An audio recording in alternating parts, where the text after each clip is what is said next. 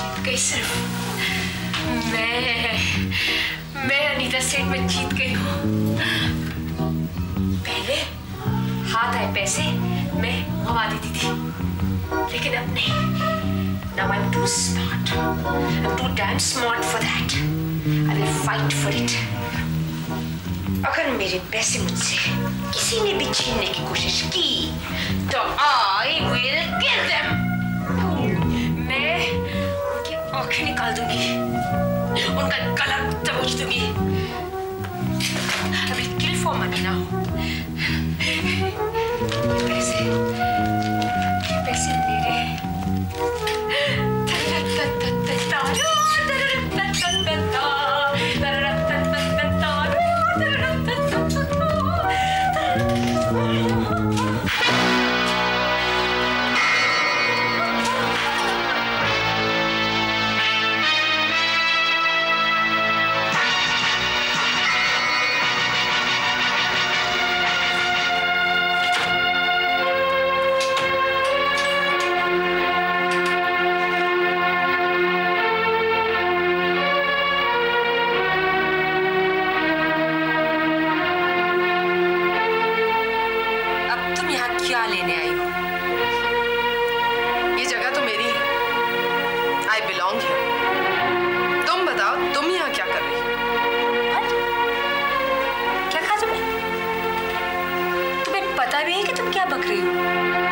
अच्छी तरह जानती हूँ मैं क्या कह रही हूँ, बहुत अच्छी तरह। इनफैक्ट मैं तुम्हारे लिए एक खबर लाई जिसे सुनकर तुम्हारे पैरों तले जमीन निकल जाएगी। ये जो तुम्हारा दिमाग 7वें आसमान पे उड़ता है ना, एक ही झटके में नीचे आ जाएगा। You will be shocked out of your wits, Anita Seth. Stupid woman. मेरे ऑफिस में आने की तुम्हारी हिम्मत कैसे हुई? तुम्हें मालूम है कि ऐसे घुसाना कानूनी जुर्म है? I'll have you in jail. I'll call the police. एक बात अच्छी तरह समझ लो अनीता सेठ, मैं नहीं, तुम यहाँ घुसा रही, वो भी जबरदस्ती। तुम कर रही हो जुर्म और जेल भी तुम ही जाओगी। तुम मुझे जेल भेजोगी? हाँ। तुम जानती हो मैं कौन हूँ? मैं इस तमाम प्रॉपर्टी की रानी हूँ। I am the queen. और इस शतरंज के गेम में राजा रानी को मात कर सकता है। अरे तुम जैसे टुच्चे मुच्चे प्यादे नहीं। अच्छा। तुम उन पेपर्स के लिए आई हो जो पेपर्स देवयानी ने मुझे दिए थे। ओके। कहाँ रख दिए मैंने पेपर्स? एक मिनट। हाँ, पेपर्स। मैंने पेपर्स ऐसी जगह रखा है तारा जो मैं खुद ही भूल गई। Now get out. अच्छा हुआ जो तुम पेपर्स गुमा चुकी हो, क्योंकि अगर वो मिल भी गए तुम्हारे किसी काम के नहीं। वो एकदम बेकार है, फेक, एकदम जाली, null and void। अगर वो तुम्हें मिल भी गए तो तुम्हें अपनी बेवकूफी पर हंसी ही आएगी। What? हाँ, मैं बिल्कुल सच कह रही हूँ अनीता सेठ। अगर तुम एक हफ्ते में अपना सारा बिजनेस लेकर यहाँ से बाहर नहीं निकली तो बहुत मुश्किल में पड़ जाओगी। मैं एक हफ्ते बाद फिर आऊंगी and I'll take over। और अगर तब तक तुम यहाँ से नहीं निकली तो तुम्हें धक्के दिलाकर बाहर निकालूंगी और यहाँ से तुम सीधी जेल ही जाओगी। You bitch! नहीं अनीता सेठ, नहीं। यूं भी काफी जुर्म कर चुकी हो, अपने जुर्म की लिस्ट और ना बढ़ाओ। एक हफ्ते में, सिर्फ एक हफ्ता। And I'm warning you। मेरी बात का विश्वास ना हो तो ये देखो, कोर्ट के नोटिस की वो कॉपी जिसकी ओरिजिनल तुम्हें कल सुबह ऑफिस खुलते ही मिल जाएगी। You bitch!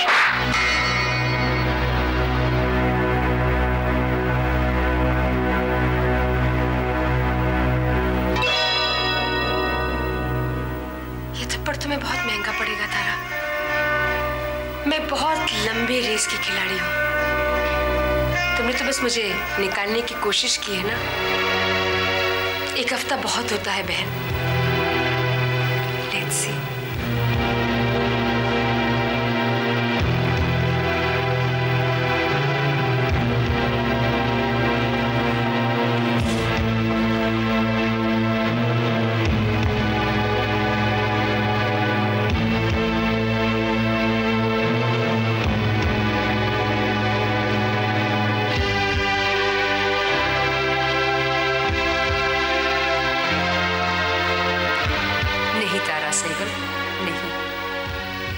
इतनी जल्दी नहीं।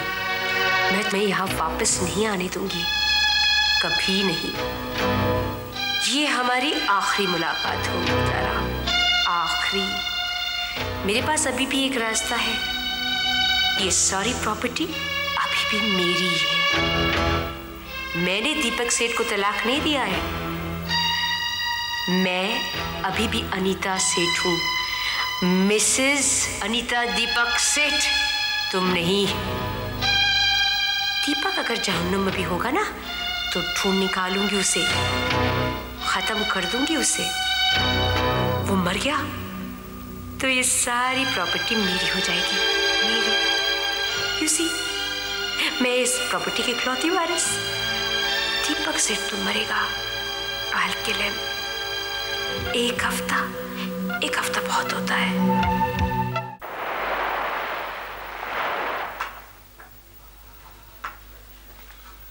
नूतन जी नमस्कार। अरे बॉबी आ गए तुम? देखिए ना, आज महीने की 5 तारीख है, सारे कलेक्शंस भी आ गए हैं और अपने वादे के मुताबिक मैं। तुम अपने वादे के पक्के हो बॉबी। तुम ना होते तो भगवान जाने दीपक की इस बीमारी में कैसे कर पाती ये सब। और अगर आप नहीं होती तो मैं क्या करता नूतन जी? दीपक सेठ के साथ जो मैंने जुल्म किए, जो अत्याचार किए, उनका प्रायश्चित मैं कैसे कर पाता? आज जो आप पर दुखों का पहाड़ टूटा है, जो तकलीफें टूटी हैं, उनकी वजह मैं ही तो हूं।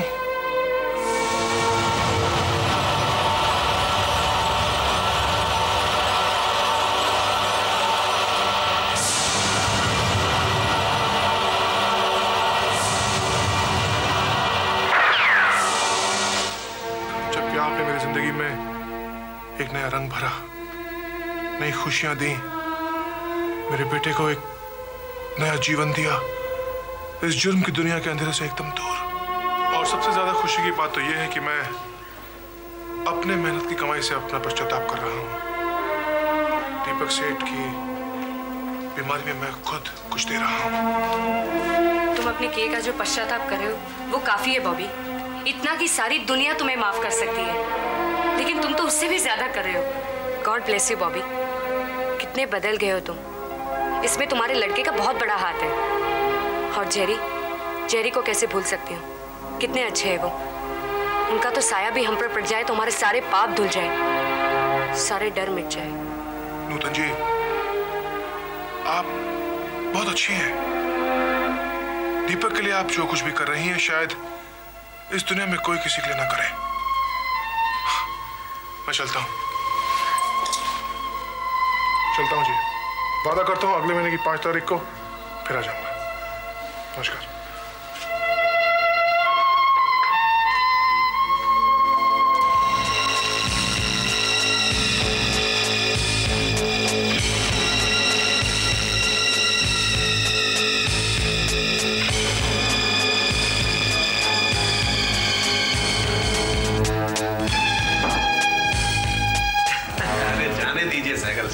छोड़िए, भूल जाइए। देखिए कुछ लोग होते ही धोखेबाज हैं। अच्छा है बॉबी ने हमें धोखा दिया है, हमारा कोई नुकसान तो नहीं किया ना, तो फिर भूल जाइए। आप बेकार अपना खून क्यों जला रहे हैं? बहुत आसान है कह देना खून मत जलाओ, खून तो चलता है ना टंडन। अरे उसने सिर्फ धोखा नहीं दिया, नुकसान किया हमारा। दीपक सेठ को मारने के लिए उसे गोवा भेजा था, गेट से एक काम सही नहीं होता। दीपक को तो मार नहीं सका, जाकर उस लौंडिया से मिल गया जो दीपक की देखभाल कर रही है। अरे आज अगर दीपक मर गया होता तो अनीता सेठ और शमशेर में सामने तो चल सकते थे? कभी नहीं, इम्पॉसिबल। और जो सलूक उसने मेरे साथ उसके बाद में किया है उसका हिसाब तो बॉबी को चुकाना ही पड़ेगा। जबकि हरामजादे ने एक एक पैसा मुझसे लिया बाल बनाने के लिए। लेकिन अब कर क्या सकते हैं सहगल साहब, आप ही का चेला है।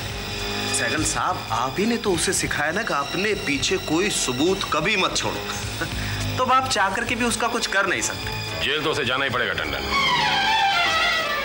तुम कहते थे ना मैं अपने पीछे कोई सबूत नहीं छोड़ता, अब मैं अपने पीछे सबूत छोड़ते जाऊंगा हर कदम पे, और शक की सुई किसी और पे होगी। सस्पेंस छोड़िए सहगल साहब, ये बताइए प्लान क्या है? दीपक सेठ को अब मैं मारूंगा अपने हाथों से, और सारे सबूत बॉबी के खिलाफ होंगे।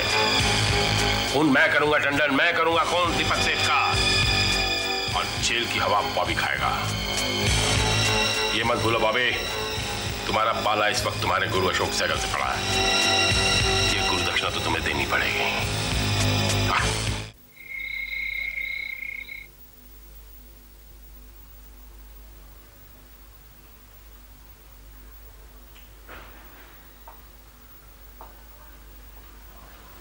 पोपो,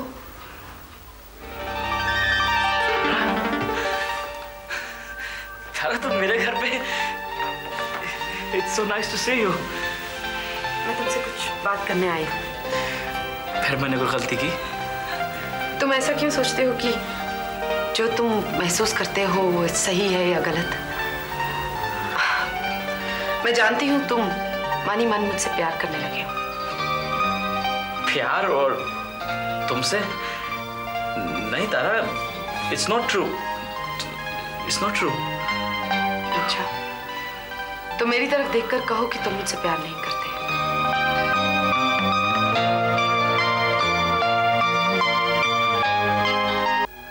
हाँ तारा, I love you Tara, I love you तारा। अगर तुम किसी को चाहते हो और उसे हासिल ना कर सको तो? जरूरी तो नहीं तारा, लेकिन हासिल ना कर पाओ तो दिल में एक कांटा सा चुभता है, दर्द होता है। और अगर किसी वजह से तुम उसे कभी भी हासिल ना कर सको तो ये जो दर्द है ना, ये और बढ़ जाता है। अगर ये दर्द है तो तुम्हें इसे बर्दाश्त करना होगा पोपो, तब तक जब तक ये बर्दाश्त से बाहर ना हो जाए, तभी जाकर इससे छुटकारा पाओगे तुम। I agree with you तारा,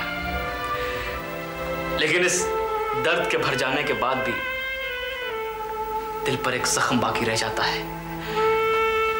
हर आदमी को अपनी सारी जिंदगी उस जख्म के साए में बितानी पड़ती है। लेकिन तारा तुम ये सब मुझसे क्यों पूछ रही हो? ये सब पूछकर या जानकर तुम मुझे मेहरबानी करने का नाटक तो नहीं कर रही हो? या तुम्हें किसी किस्म का सेटिस्फैक्शन मिल रहा है इससे? मुझे गलत मत समझो पोपो। मुझे लगा इस बात को डिस्कस करके मैं तुम्हारी फीलिंग्स अच्छी तरह समझ पाऊंगी। उस दिन मैं तुम्हारे यहाँ से चली आई, लेकिन मेरे जहन में यही बात घूमती रही। उस दिन भी हमारी बात यही मोड़ ले रही थी जब अचानक तुम उठ के चले गए। और मैंने बहुत कोशिश की, लेकिन मैं इस बात को भुला नहीं पाई। और मुझे लगा इसे इग्नोर करके मैं तुम्हारे साथ नाइंसाफी कर रही हूँ। और अभी तुम क्या कर रही हो तारा? अभी मैं इस दोस्ती को बरकरार रखने की कोशिश कर रही हूँ। एक दोस्त के नाते मैं तुम्हें खोना नहीं चाहती पोपो। तारा, मैं तुमसे दोस्ती से बढ़कर भी कुछ चाहता हूँ। हमारे इस रिश्ते को एक नाम देना चाहता हूँ मैं। अपनी दोस्ती में कुछ और पाने के लालच में तुम अपनी दोस्ती को दांव पर लगा दोगे क्या? हम में से किसी को भी ऐसा नहीं करना चाहिए कि अपनी दोस्ती में कुछ चाहने पर और उसके मुमकिन ना होने पर हम अपनी दोस्ती का कोई मतलब ही ना समझे। फिर तारा तुम ही बताओ मैं क्या करूं? यही तो मैं तुम्हें समझाने की कोशिश कर रही हूँ पोपो, कि तुम्हें कुछ भी करने की जरूरत नहीं है। जिंदगी जैसी है उसे चलने दो। तुम्हारे दिल में मेरे लिए जो फीलिंग्स है उन्हें भूल जाओ। मैं तुम्हारी फीलिंग्स समझती हूँ, उनकी कदर करती हूँ, लेकिन आई एम सॉरी, मैं तुम्हें वैसे प्यार नहीं कर सकती। तुम वैसा प्यार मुझसे क्यों नहीं कर सकती तारा? आखिर कौन रोक रहा है तुम्हें ऐसा करने से? मैं किसी और को चाहती हूँ पोपो। वो कहाँ है? ठीक है, अभी वो यहाँ नहीं है, लेकिन वो कहीं तो है, जिंदा है। लेकिन जो इंसान ढूंढने पर भी नहीं मिले उसका क्या फायदा तारा?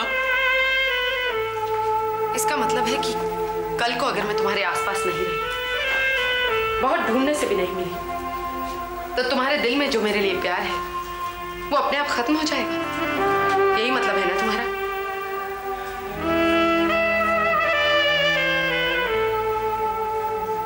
मेरी बात का क्या मतलब है ये मैं नहीं जानता। मैं कुछ भी नहीं जानता तारा। मुझे सिर्फ इतना मालूम है कि मैं तुमसे प्यार करने लगा हूं। I love you Tara, I love you very much। मैं भी दीपक से इतना ही प्यार करती हूँ पोपो। प्लीज प्लीज मेरी फीलिंग समझने की कोशिश करो। मैं भी तो तुम्हारी फीलिंग समझ रही हूँ ना। इस दोस्ती को टूटने से बचाने में मेरी मदद करो पोपो। बस मुझे इतना ही कहना है। Okay, bye. तारा,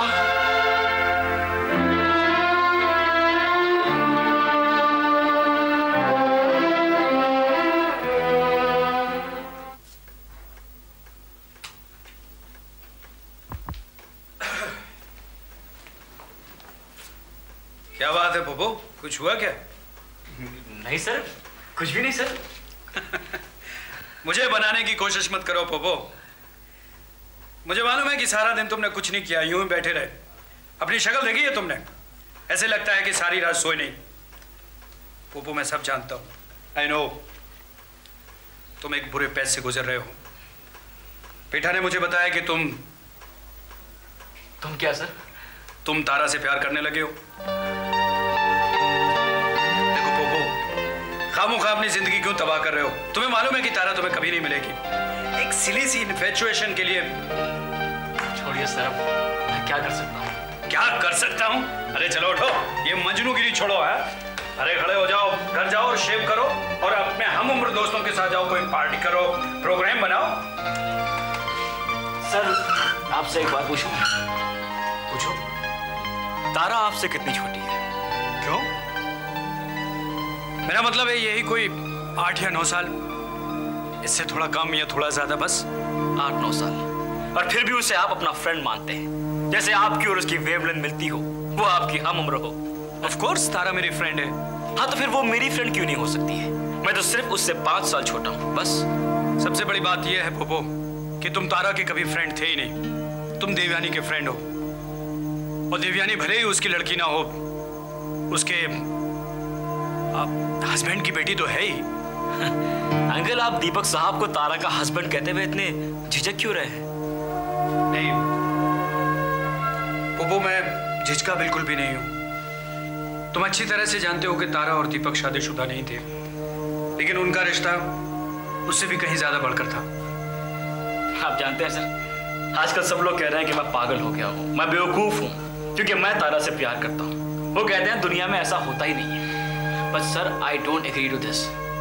सर, तारा आपसे 8 साल छोटी है कि नहीं? फिर भी वो आपकी फ्रेंड है। दीपक साहब तारा से उम्र में कहीं बड़े थे, लेकिन फिर भी उनमें एक रिश्ता था। तो फिर मेरे और तारा के बीच रिश्ता क्यों नहीं हो सकता है? मैं तो सिर्फ 5 साल छोटा हूं उससे, ओनली 5 years। सर, आपने भी ये कहा है कि दीपक जी और तारा ने शादी नहीं की थी, फिर भी उनका रिश्ता बहुत ही पवित्र था। इसका मतलब शादी 2 रिश्तों के लिए जरूरी नहीं है। सर, तो सब मेरे पीछे फिर क्यों पड़े रहते हैं? देखिए ना कि उम्र कभी रिश्ते के बीच में नहीं आती है। अगर मैंने अपनी से बड़ी उम्र की औरत से प्यार किया है तो कोई गुनाह नहीं किया। सर, सब लोग मुझे पागल क्यों कह रहे हैं? क्यों? पोपो, तुम्हारी बातों को कोई मतलब नहीं निकल रहा है। आप जानबूझकर मेरी बात समझने को तैयार नहीं है। ये बात नहीं है पोपो, मेरे समझने ना समझने से कोई फर्क नहीं पड़ता है, लेकिन एक बात तुम समझ लो, अपने आप को संभालो। पोपो, तारा तुम्हें कभी नहीं मिलेगी। क्यों नहीं मिलेगी सर? क्योंकि वो दीपक से प्यार करती है। प्यार करती है? पर दीपक है कहाँ है वो? देखो, वो जहां कहीं भी हो, लेकिन वो उससे प्यार करती है। प्यार करती है या सिर्फ याद करती है उनको? और क्या वो अपनी सारी जिंदगी उन यादों के सहारे बिता देगी? सर, क्या किसी ने जानने की कोशिश की है कि वो वाकई उनके आने का इंतजार कर रही है या उस छोटे रिश्ते को निभा रही है? आपके डर के मारे, इस दुनिया के डर के मारे, क्योंकि आप लोग हमेशा उसको ऐसा ही देखना चाहते हैं। आप लोग नहीं चाहते हैं कि वो खुश रहे, किसी और से प्यार करे। पोपो, दीपक जिंदा है। आपको कैसे मालूम? आप इतने यकीन के साथ कैसे कह सकते हैं कि वो जिंदा है? और अगर वो जिंदा है तो कहां पर है? वापस क्यों नहीं आ जाते? बोलिए, जवाब दीजिए मुझे। दीपक जिंदा है और गोवा में है। उस पर गोली चलाई गई थी। लाचार बेचारा कई महीनों से कोमा में था। अब कोमा से बाहर आ गया, लेकिन अपनी याददाश्त खो बैठा है।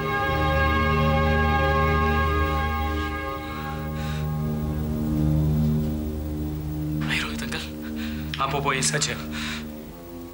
तारा जानती है इस बात को? नहीं जानती। क्यों?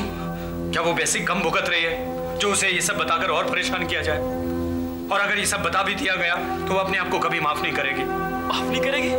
Are you gone crazy, uncle?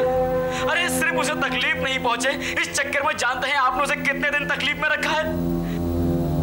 अगर उससे आपने सब कुछ सच बता दिया होता तो अब तक वो अपने आप को समझा चुकी होती, संभाल चुकी होती अपने आप को।